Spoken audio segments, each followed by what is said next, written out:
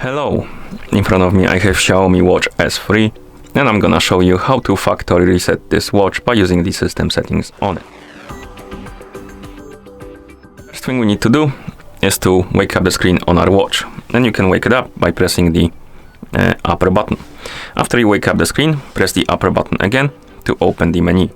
Then scroll through the menu, find the settings icon, and once you find the settings icon, you can tap on it to enter the settings.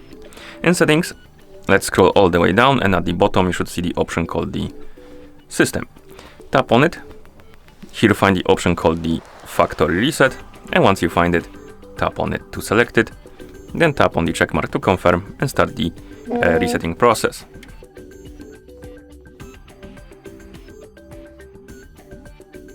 And once you see the list of languages on the screen, it means that the factory reset is complete. Thank you for watching.